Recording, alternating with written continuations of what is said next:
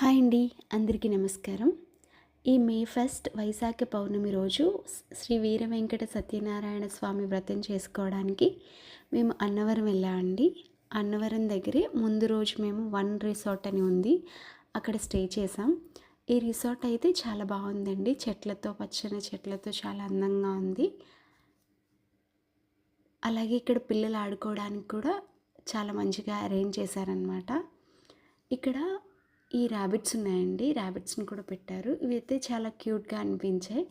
ఒక 2 ర్యాబిట్స్ అయితే చిన్న చిన్న బన్నీస్ అనమాట. వెనకాల సైడ్ ఉన్నాయి, అవి గోడ మీద కూర్చుని ఉన్నాయి, అస్సలు కదలట్లేదు. బొమ్మలు అనుకున్నాం, చూడండి ఎంత క్యూట్ ఉన్నాయి ఆ బన్నీస్. చాలా బాగున్నాయి కదా.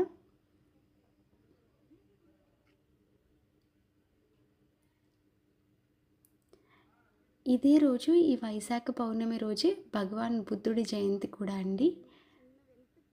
మేమైతే ఎర్లీ మార్నింగ్ ఫ్రెష్ అప్ అయిపోయి 7 o'clock వ్రతానికి వెళ్ళాం. చాలా బాగా జరిగింది వ్రతం అయితే.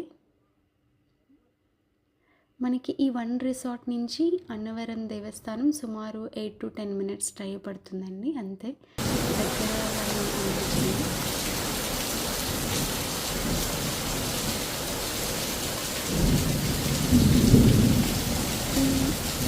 వీర వెంకట సత్యనారాయణ స్వామి దేవాలయం రత్నగిరి కొండపీఠం.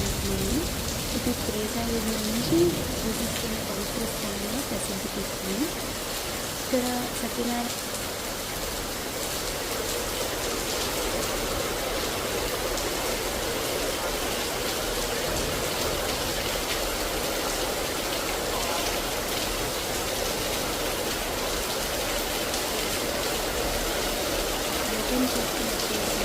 వర్షం అనేది పెట్టుకుని వర్షం చాలా పెద్ద వర్షం పడింది.